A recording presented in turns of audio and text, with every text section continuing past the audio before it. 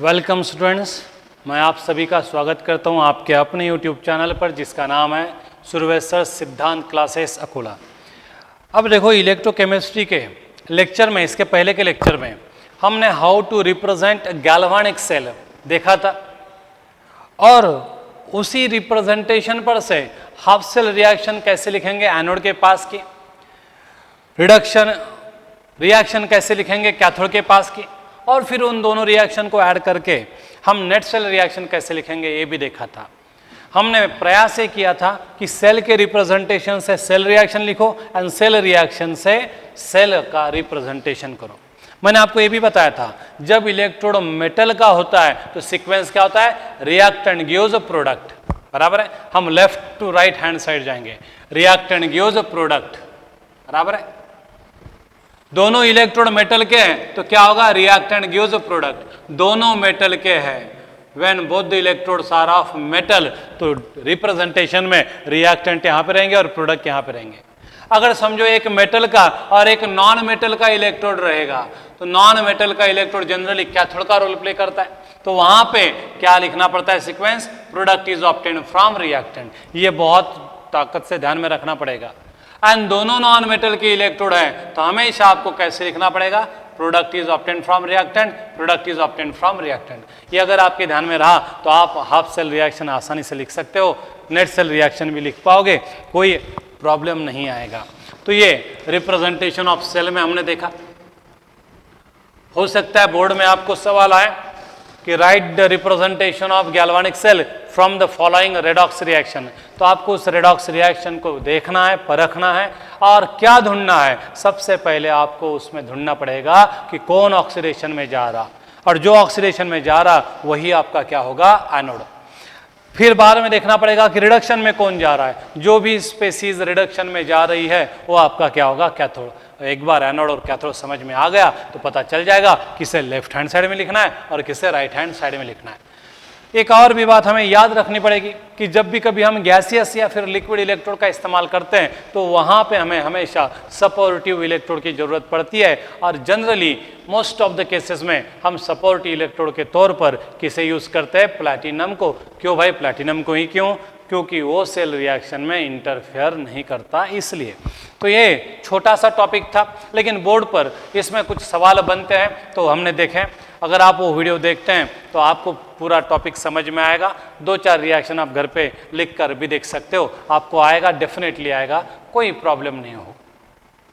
अब इसके बाद हम नए लेक्चर में एक छोटा सा टॉपिक लेके आए हैं जो आप सबको पता है, जहाँ यहाँ तक जितना भी हमने पढ़ा है वो सब यहाँ पे काम आएगा।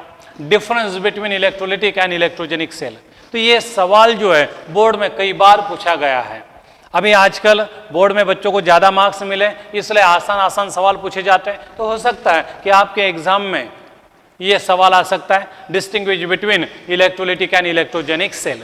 तो देखिए बच्चों, हम कैसे डिस्टिंग्विश कर सकते हैं। अब हमें थ्योरी मालूम है, पॉइंट्स मालूम है, तो हम आराम से डिस्टिंग्विश कर सकते हैं, डिफरेंस लिख सकते हैं। तो देखिए जरा सा, इधर हमने पहले कॉलम में इलेक्ट्रोलिटिक सेल लिया है, दूसरे कॉलम में इलेक्ट्रोजेनिक सेल लिया है। मैंने पहले ही लिख लिया है ताकि समय कम लगे, लिखते लिखते फिर गड़बड़ होती है, इसलिए मैंने पहले ही ये पॉइंट ऑफ डिफरेंसेस लिख के रखे हैं। तो आप यहाँ पे ध्यान से देखिए electrolytic cell and electrogenic cell में फर्स्ट पॉइंट ऑफ डिफरेंस क्या है।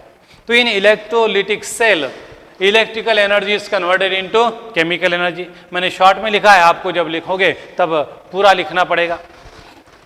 तो पहला पॉइंट है, in electrolytic cell electrical energy is consume and get converted into chemical energy, while in electrogenic cell chemical energy is converted into electrical energy। या फिर हम बोल सकते हैं in electrogenic cell electrical energy is generated from chemical energy, बराबर है। Electrolytic cell में भाई कौन सी रिएक्शन होती है, in electrolytic cell non spontaneous redox reaction is carried out by passing electric current. Electrolytic cell में हम नॉन स्पॉन्टेनियस रिएक्शन को जबरदस्ती से कैरी आउट करते हैं by passing electric current, whereas in electrogenic cell spontaneous reaction is carried out to generate electrical energy. तो यहाँ पे अपने आप रेडॉक्स रिएक्शन होती है, स्पॉन्टेनियसली होती है, अपने आप स्पॉन्टेनियसली पोटेंशियल डिफरेंस डेवलप होता है, और जब सर्किट कंप्लीट होता है तो करंट क्या होता है, फ्लो होने लगता है। हम बोलते हैं कि करंट जनरेट हो रहा है, इलेक्ट्रिसिटी जनरेट हो रही है। इसलिए यहाँ पे इलेक्ट्रोजेनिक सेल में दूसरा पॉइंट ऑफ डिफरेंस हम क्या बताएंगे, in electrogenic cell spontaneous redox reaction is carried out to generate electrical energy. अब जनरली इलेक्ट्रोलिटिक सेल में जो प्रोसेस कैरी आउट की जाती है उसे हम इलेक्ट्रोलिसिस बोलते हैं। The process occurs in electrolytic cell is called as electrolysis, while the process which occur in electrogenic cell is called as electrogenesis. अब ये तो वर्ड हमारे लिए हम यूज करते हैं। इलेक्ट्रोजेनेसिस यानी जनरेशन ऑफ इलेक्ट्रिसिटी, इलेक्ट्रोलिसिस यानी consumption of current, consumption of electrical energy. ये पॉइंट महत्व इंपॉर्टेंट है, बहुत ज़्यादा इंपॉर्टेंट है। फोर्थ पॉइंट, इलेक्ट्रोलिटिक सेल में जो कैथोड होता है बच्चों, वो क्या होता है, निगेटिवली चार्ज, और उसी की वजह से वहाँ पे कटायन जाते हैं और इलेक्ट्रॉन गेन करके रिड्यूस होते हैं। तो ये पॉइंट बहुत ज़्यादा इंपॉर्टेंट है और आपको ये ध्यान में रखना पड़ेगा, क्योंकि बहुत बार नीट में पूछा जाता है। In electrolytic cell cathode is blank space, नीचे रहता है positively charge, negatively charge, can not be predicted and, और एक ऑप्शन रहेगा नन ऑफ दीज। तो आपको ये फिर याद आना चाहिए। तो बहुत ही ज़्यादा इंपॉर्टेंट पॉइंट है ये, तो ये ध्यान से देखिए। In electrolytic cell cathode is negatively charge because it is connected to the negative terminal of the external battery. वो नेगेटिवली चार्ज है, इसलिए वहां पे कटायन अट्रैक्ट होंगे और इलेक्ट्रॉन गेन करके रिड्यूस होंगे। तो cathode is negatively charge in electrolytic cell while anode is positively charge in electrolytic cell. तो इलेक्ट्रोलिटिक सेल में कैथोड और एनोड का चार्ज आपको ध्यान में रखना पड़ेगा। Cathode is negatively charge and anode is positively charge in case of electrolytic cell. वहीं हम अगर बात करते हैं इलेक्ट्रोजेनिक सेल की, तो कैथोड पर पॉजिटिव चार्ज है और एनोड पर क्या है, नेगेटिव चार्ज। यहाँ पे चार्ज अपने आप डेवलप होते हैं, कोई एक्सटर्नल बैटरी से हमने इलेक्ट्रोड जोड़े नहीं थे। कैथोड के पास क्या होता है, रिडक्शन फेवर किया जाता है और रिडक्शन की वजह से रॉड के सरफेस पर से इलेक्ट्रॉन निकाले जाते हैं, इसलिए रॉड क्या बनता है, पॉजिटिवली चार्ज। आयनोड पर नेगेटिव चार्ज आता है क्योंकि आयनोड का मटेरियल ऑक्सीडेशन में जाता है और जाते जाते अपने इलेक्ट्रॉन रॉड पर जमा करते जाता है, इसलिए आयनोड क्या है, नेगेटिवली चार्ज। तो याद रखिएगा इलेक्ट्रोजेनिक सेल में कैथोड पॉजिटिवली चार्ज है एंड एनोड क्या है, नेगेटिवली चार्ज है। तो ये पॉइंट बहुत ही ज़्यादा इंपॉर्टेंट है और आपको याद रखना पड़ेगा। तो इलेक्ट्रोलिटिक सेल में cathode negatively charge, anode positively charge.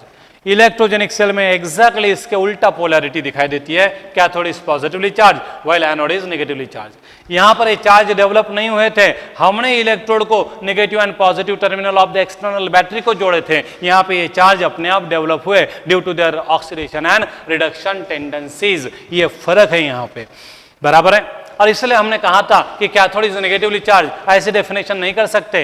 The electrode which is negatively charge is called as cathode. ऐसी डेफिनेशन हर वक्त सही नहीं रहती, इसलिए हमने कैथोड की डेफिनेशन की थी। The electrode at which reduction occur is called as cathode and it may be positively और नेगेटिवली चार्ज। एनोड की डेफिनेशन की थी, the electrode at which oxidation occur is called as anode and anode may be positively charge और it may be negatively charge, that depends upon the type of cell. तो ये point बहुत ज़्यादा महत्वपूर्ण है, आपको यहाँ पे ध्यान देना पड़ेगा। तो एक बार वापस देखो, इलेक्ट्रोलिटिक सेल में कैथोड नेगेटिव, एनोड पॉजिटिव। इसके उल्टा है इलेक्ट्रोजेनिक सेल में कैथोड पॉजिटिव एंड एनोड क्या है, नेगेटिव। अब देखिए इधर देखिए थोड़ा सा, नेक्स्ट पॉइंट। इन इलेक्ट्रोलिटिक सेल जो दोनों इलेक्ट्रोड होते हैं वो एक ही इलेक्ट्रोलाइट में डूबे हुए रहते हैं। Both the electrodes are dipped in a same electrolytic solution. Electrolysis की बात कर रहे हैं हम, लेकिन इलेक्ट्रोजेनेसिस में ऐसा नहीं होता। इलेक्ट्रोजेनिक सेल में दो हाफ सेल होती है, मतलब दो इलेक्ट्रोड दो डिफरेंट इलेक्ट्रोलिटिक सेल में दो डिफरेंट इलेक्ट्रोड जो है वो डिफरेंट इलेक्ट्रोलाइट्स में डिप किए रहते हैं। तो यहाँ पे देखो, in electrolytic cell both the electrodes are dipped in same electrolytic solution and electrogenic cell में both the electrodes are separately dipped in two different electrolytes. तो इलेक्ट्रोजेनिक सेल में हमेशा दो बीकर रहते हैं एंड इलेक्ट्रोलिटिक सेल में हमेशा एक ही बीकर रहता है, ये आपको याद रखना पड़ेगा।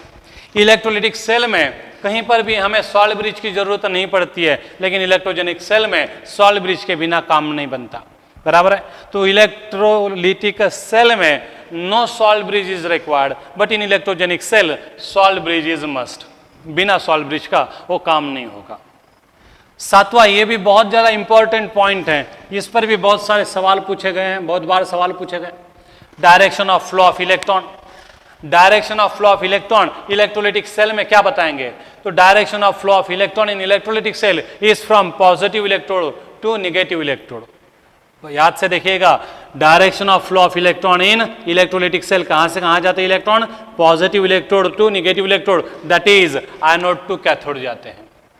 तो electrons in electrolytic cell migrates from anode to cathode, that is positive electrode to negative electrode. लेकिन ये जो माइग्रेशन ऑफ इलेक्ट्रॉन है ये कैसा है? नॉन स्पॉन्टेनियस है। वो इलेक्ट्रॉन खुद ब खुद नहीं माइग्रेट होंगे, हम जबरदस्ती से उन्हें माइग्रेट होने के लिए मजबूर करेंगे।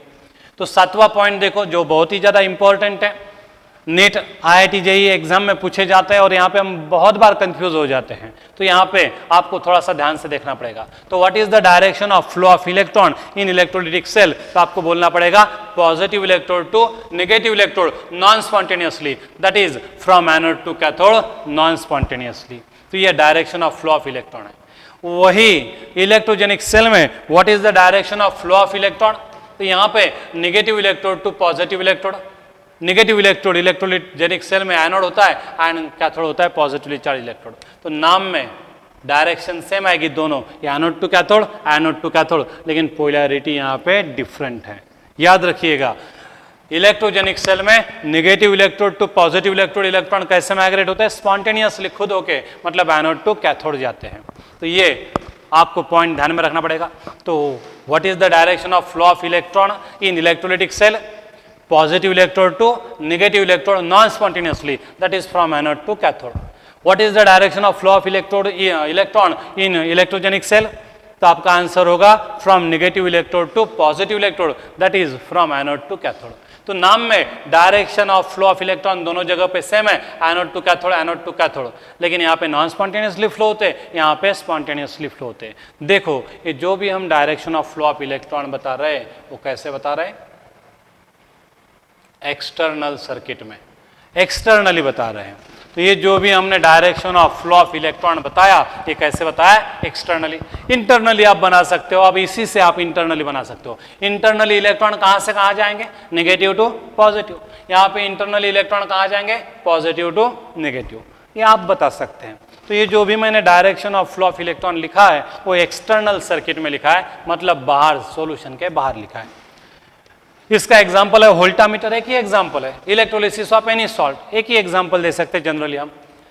इलेक्ट्रोजेनिक सेल के ढेर सारे एग्जाम्पल है, कुछ हमने लिखे हैं बोर्ड पर। एक है Daniel cell, dry cell, alkaline dry cell, ऐसे हम एग्जाम्पल दे सकते हैं इलेक्ट्रोजेनिक सेल के लिए। तो ये था बच्चों distinguish between electrolytic and electrogenic cell. आपको ये सवाल आएगा 2 या 3 मार्क के लिए, आपको 6-7 पॉइंट लिखते आने चाहिए। तो आप इसमें आपके भी पॉइंट क्या कर सकते हैं? ऐड कर सकते हैं।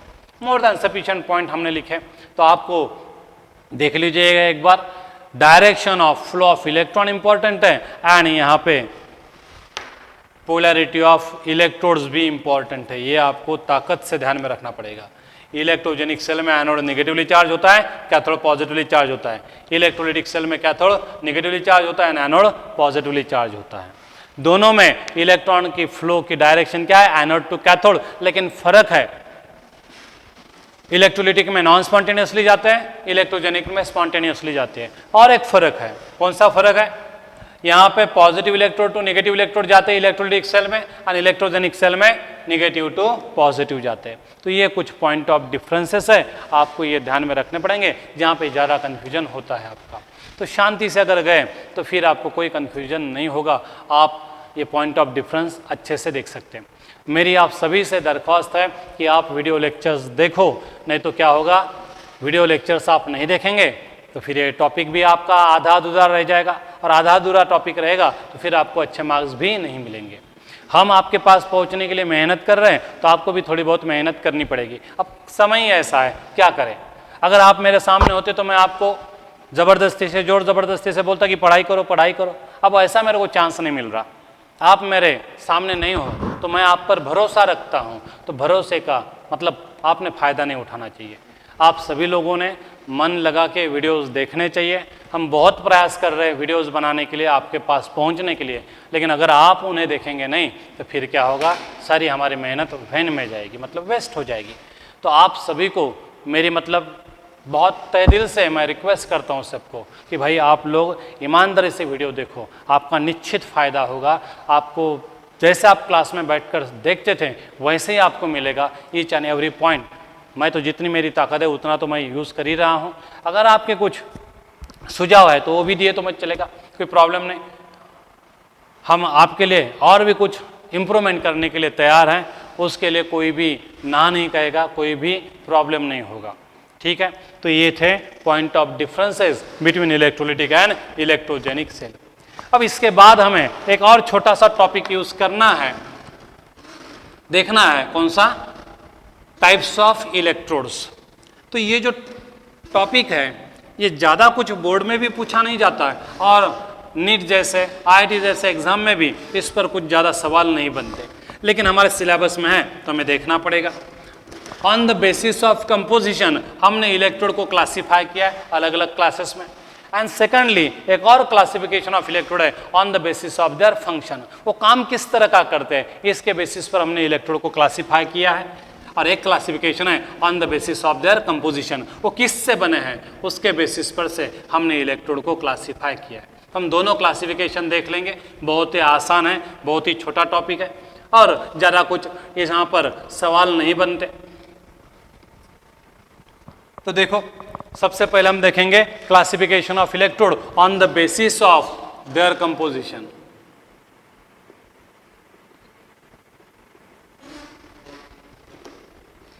Classification of electrodes on the basis of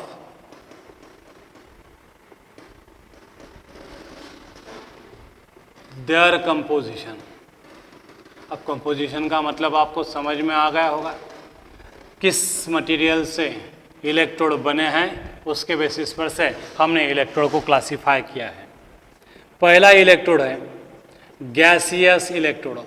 अब नाम से ही आपको पता चल गया होगा कि जो इलेक्ट्रोड गैस का बना हुआ है तो उसे हम क्या कहेंगे, गैसियस इलेक्ट्रोड। तो on the basis of composition electrodes are classified into 4 categories. उसमें से पहली कैटेगरी हम देख रहे हैं गैसियस इलेक्ट्रोड। ये गैसियस इलेक्ट्रोड क्या होता है भाई, तो गैसियस इलेक्ट्रोड एक इलेक्ट्रोड है जिसमें गैस उसके ही खुद के आयन के साथ इक्विलिब्रियम में रहता है इन presence of inert electrode like platinum. अब जाहिर सी बात है गैस है, गैस तो इधर उधर भाग जाएगा, फिर उसके साथ कनेक्शन कैसे करेंगे हम एक्सटर्नली, इसलिए हम वहाँ पे एक सपोर्टिव इलेक्ट्रोड का इस्तेमाल करते हैं, कौन सा, प्लैटिनम। तो in every gaseous electrode platinum is use as a supportive electrode. तो how can you define gaseous electrode? An electrode which consists of gas in equilibrium with solution of its own ion in presence of inert electrode like platinum. For example, H2 gas है और इस H2 gas को मैंने H positive ion के contact में रखा इन presence of inert electrode like platinum, तो ये जो भी है इसे क्या बोला जाएगा, गैसियस इलेक्ट्रोड बोला जाएगा। An electrode which consists of gas in equilibrium with the solution of its own ion in presence of inert electrode like platinum is called as gaseous electrode। तो ये हाइड्रोजन गैस इलेक्ट्रोड है और मैंने यहाँ पे इसे एज ए एनोड रिप्रेजेंट किया है। हमने देखा है जब हम एनोड को रिप्रेजेंट करते हैं तो इलेक्ट्रोड मटेरियल जो होता है वो एक्सट्रीम लेफ्ट हैंड साइड पर होता है। इसे मैं कैथोड जैसा रिप्रेजेंट कर सकता हूँ। H पॉजिटिव आयन का aqueous solution is in contact with H2 gas and H2 gas is in contact with platinum. तो ये इसका रिप्रेजेंटेशन कैथोड जैसा होगा। जब भी कभी हम सिंगल इलेक्ट्रोड लिखते हैं तो हमने उसे एज अ कैथोड रिप्रेजेंट करना चाहिए अकॉर्डिंग टू IUPAC सिस्टम। तो हाउ कैन यू डिफाइन, बच्चों देखो गैसियस इलेक्ट्रोड को हम कैसे डिफाइन करते हैं, an electrode which consist of gas in equilibrium with solution of its own ion in presence of inert electrode like platinum is called as gaseous electrode. तो यहाँ पे हाइड्रोजन गैस का electrode है। जनरली जब भी हम कभी सिंगल इलेक्ट्रोड लिखते हैं तो हमें उसको एज अ कैथोड लिखना पड़ता है according to IUPAC system. Do you got it? Whenever you have to represent a single electrode, always represent it as a cathode। Anode के जैसा लिखना है तो फिर आप ऐसा भी लिख सकते हो, कोई प्रॉब्लम नहीं। दूसरा एक इलेक्ट्रोड लिख सकता हूं मैं Cl2 गैस का, ये भी गैसियस इलेक्ट्रोड बनाएगा। अब ये गैसियस इलेक्ट्रोड बनाएगा तो Cl2 गैस किसके कांटेक्ट में होना चाहिए डायरेक्टली, उसके खुद के आयन के साथ। Cl2 नॉन मेटल है, जनरली कौन सा आयन तैयार करता है, Cl नेगेटिव, इसलिए Cl2 gas is in contact with Cl negative. लेकिन गैस रहा ये सपोर्टिव इलेक्ट्रोड की जरूरत पड़ेगी, तो ये क्या है, प्लैटिनम। तो इस टाइप के कॉम्बिनेशन को हम बोलते हैं गैसियस इलेक्ट्रोड। ये क्लोरीन गैस का इलेक्ट्रोड है। इसको मैंने एज एनोड लिखा, कैथोड ऐसे लिखना है तो क्या लिखना पड़ेगा, Cl negative aqueous, Cl2 gas comma करके क्या लिखना पड़ेगा, प्लैटिनम। तो ये सिंगल इलेक्ट्रोड है क्लोरीन का एज अ कैथोड। तो इस तरह से जब इलेक्ट्रोड बनता है तो उसे क्या बोला जाता है, गैसियस इलेक्ट्रोड। और गिने चुने ही गैसियस इलेक्ट्रोड हमारे पास है, जैसे कि H2 गैस इलेक्ट्रोड है, Cl2 गैस इलेक्ट्रोड है, जो हम फ्रिक्वेंटली यूज करते हैं। तो गैसियस इलेक्ट्रोड आने समझ में आया। मैं आपके लिए वापस से डेफिनेशन एक बार रिपीट करता हूँ। एन इलेक्ट्रोड, देखो डेफिनेशन हम इसलिए एक जैसे कर रहे हैं कि लर्न करने में आसान जाएगी। तो N electrode which consist of gas in equilibrium with the solution of its own ion in presence of suitable electrode, inert electrode like platinum is called as gaseous electrode। और उसके एग्जाम्पल है hydrogen gas electrode and chlorine gas electrode. अब देखिए दूसरा electrode है metal electrode, या फिर इसे मेटल आयन इलेक्ट्रोड भी बोला जाता है। दूसरी कैटेगरी है मेटल इलेक्ट्रोड, तो जाहिर है कि ये मेटल से बना रहेगा। या फिर इसे क्या बोला जाता है, मेटल आयन इलेक्ट्रोड भी बोला जाता है। जनरली हम मेटल इलेक्ट्रोड ये ही नाम यूज करते हैं। दूसरा क्लासिफिकेशन हम देख रहे हैं इलेक्ट्रोड का, पहली कैटेगरी हो गई गैसियस इलेक्ट्रोड, दूसरा है मेटल इलेक्ट्रोड। ये तो बहुत ही आसान है। जब भी कभी हम किसी मेटल को उसी के सॉल्यूशन में डुबा के रखते हैं तो जो बनता है उसे हम क्या बोलते हैं, metal electrode. An electrode which consist of metal M dipped in a solution of its own ion. तो जिंक को Zn डाई पॉजिटिव आयन के सॉल्यूशन में डुबा के रखना पड़ेगा, कॉपर को कॉपर डाई पॉजिटिव आयन को, Fe को Fe डाई पॉजिटिव आयन के कांटेक्ट में, एल्यूमिनियम को Al ट्राई पॉजिटिव आयन के सॉल्यूशन में। मतलब जो मेटल लिया है उसी मेटल के कटायन के सॉल्यूशन में हमें उस इलेक्ट्रोड को डुबा के रखना है।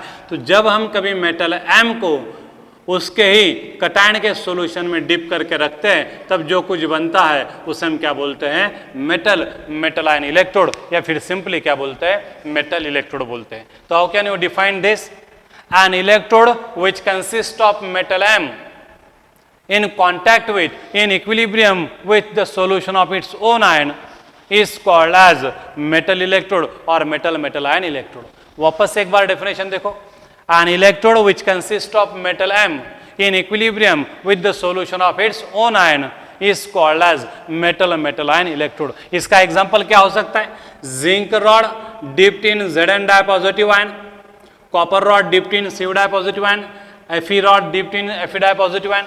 तो जब ऐसा रहेगा तो उन्हें हम बोलते हैं मेटल आयन इलेक्ट्रोड, या सिंपली क्या बोलते हैं, मेटल इलेक्ट्रोड बोलते हैं। तीसरा इलेक्ट्रोड है, तीसरा जो इलेक्ट्रोड हम देखने जा रहे हैं वो है स्पेरिंगली सोल्यूबल सॉल्ट इलेक्ट्रोड। ये थोड़ा सा अलग है इसलिए हमें इसको थोड़ा सा अलग से देखना पड़ेगा।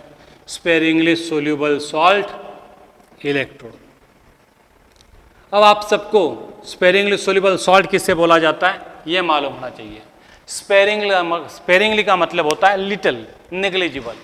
ऐसे सॉल्ट जो पानी में नेग्लिजिबली सोल्यूबल है, ना के बराबर सोल्यूबल है, उन्हें क्या बोला जाता है, sparingly soluble salt. The salts which are negligibly soluble in water are called as sparingly soluble salt. मतलब they are almost insoluble in water. मैं क्या बोल रहा हूँ, sparingly soluble salts are almost insoluble in water. थोड़ा बहुत एक मोल लिया तो 10⁻⁻20 मोल डिजोल्व हो जाएगा, एक मोल में से 10⁻⁻20 मोल डिजोल्व हो जाएगा, मतलब वो ऑलमोस्ट इनसोल्यूबल ही है। तो ऐसे ऑलमोस्ट इनसोल्यूबल सॉल्ट को हम क्या बोलते हैं, स्पेरिंगली सोल्यूबल सॉल्ट बोलते हैं। और ऐसे सॉल्ट का इस्तेमाल करके जब इलेक्ट्रोड बनता है तो उसे हम क्या बोलते हैं, स्पेरिंगली सोल्यूबल सॉल्ट इलेक्ट्रोड। अब इसे कैसे डिफाइन किया जाएगा, तो स्पेरिंगली सोल्यूबल सॉल्ट में एक मेटल होता है, जाहिर है कि वो सॉलिड में होगा। मेटल एम को हम डायरेक्टली उसके कांटेक्ट में रखते हैं, उसके स्पेरिंगली सोल्यूबल सॉल्ट को। Metal M is in direct contact with its sparingly soluble salt. याद रहे कि वो जो सॉल्ट है वो किससे बना होना चाहिए, उस मेटल के कटायन से बना चाहिए। और ये जो स्पेरिंगली सोल्यूबल सॉल्ट जो है वो डायरेक्टली कांटेक्ट में होना चाहिए स्ट्रॉन्ग इलेक्ट्रोलाइट के, हैविंग कॉमन अनायन, हैविंग कॉमन अनायन। जब ऐसे असेंबली होगी तो उसे क्या बोला जाएगा? स्पेरिंगली सोल्यूबल सॉल्ट बोला जाएगा। अगेन हमारी डेफिनेशन वैसी होगी, देखो, an electrode which consist of metal M which is in direct contact with its sparingly soluble salt, which in turn in direct contact with strong electrolyte having common anion is called as sparingly soluble salt electrode। क्या बच्चों आपको definition समझ में आई? An electrode which consists of metal M which is in direct contact with its sparingly soluble salt, which in turn in directly contact with strong electrolyte having common anion। ऐसे combination को हम क्या बोलते हैं? Sparingly soluble salt electrode. अब इसका example क्या है? तो देखो, Ag मेटल है, इस Ag को मैं किसके कांटेक्ट में रखूंगा? Sparingly soluble salt of Ag, that is AgCl। अब ये पानी में डिजोल्व होता ही नहीं है, बहुत कम डिजोल्व होता है, ना के बराबर होता है, इसलिए मैंने AgCl की जो फिजिकल स्टेट है वो सॉलिड लिखी एक्वस के जगह पे, क्योंकि it is almost insoluble in water. तो silver is a metal, it is in direct contact with its sparingly soluble salt AgCl, which in turn in direct contact with strong electrolyte having common anion। देखो इन दोनों में अनायन Cl negative क्या है? Common है। तो ऐसे combination को हम क्या बोलते हैं? स्पेरिंगली सोल्यूबल सॉल्ट बोलते हैं। एक स्पेरिंगली सोल्यूबल सॉल्ट हमारे सिलेबस में भी है, जिसे हम क्या बोलते हैं? कैलोमेल इलेक्ट्रोड। कैलोमेल इलेक्ट्रोड का कंपोजिशन क्या है भाई? Hg लिक्विड स्टेट में है, इसलिए यहाँ पे सपोर्टिव इलेक्ट्रोड की जरूरत पड़ेगी, प्लैटिनम। तो अब Hg को हम किसके कांटेक्ट में रखेंगे? उसके स्पेरिंगली सोल्यूबल सॉल्ट के कांटेक्ट में। मर्क्यूरी का स्पेरिंगली सोल्यूबल सॉल्ट कौन सा है? Hg2Cl2। अब ये पानी में लगभग इनसोल्यूबल है, तो ऐसे सॉल्ट की हम फिजिकल स्टेट क्या लिखेंगे? Solid. and it is in turn in contact with strong electrolyte having common anion। देखो दोनों में क्या है? Cl नेगेटिव आयन कॉमन है। तो ऐसे कॉम्बिनेशन को हम क्या बोलते हैं? स्पेरिंगली सोल्यूबल सॉल्ट इलेक्ट्रोड बोलते हैं। तो एक बार वापस से डेफिनेशन की तरफ ध्यान दो। An electrode which consists of metal M which is in direct contact with sparingly soluble salt, which in turn in contact with strong electrolyte having common anion is called as sparingly soluble salt electrode। और इसका एक example हमारे syllabus में है, secondary कैलोमेल electrode, जो बहुत ही important है हमारे लिए। अब लास्ट कैटेगरी जो है वो है रेडॉक्स इलेक्ट्रोड। अब नाम से ही पता चलता होगा कि वहां पे रेडॉक्स रिएक्शन चलती होगी। तो रेडॉक्स इलेक्ट्रोड हम किससे कहेंगे? तो देखिए, फोर्थ कैटेगरी है रेडॉक्स इलेक्ट्रोड। रेडॉक्स इलेक्ट्रोड में क्या होता है? तो हमेशा प्लैटिनम का ही इलेक्ट्रोड होता है, और प्लैटिनम के इलेक्ट्रोड को हम डुबा के रखते हैं डायरेक्टली किसमें? Aqueous solution of cations of same element present in a different oxidation state. उस बीकर में एक ही एलिमेंट के कटायंस होंगे, लेकिन अलग अलग ऑक्सीडेशन स्टेट में होंगे, और उसमें हम प्लैटिनम वायर को डिप करेंगे। ऐसे असेंबली को हम क्या बोलते हैं? रेडॉक्स इलेक्ट्रोड बोलते हैं। An electrode which consists of platinum wire, platinum rod dipped in a solution of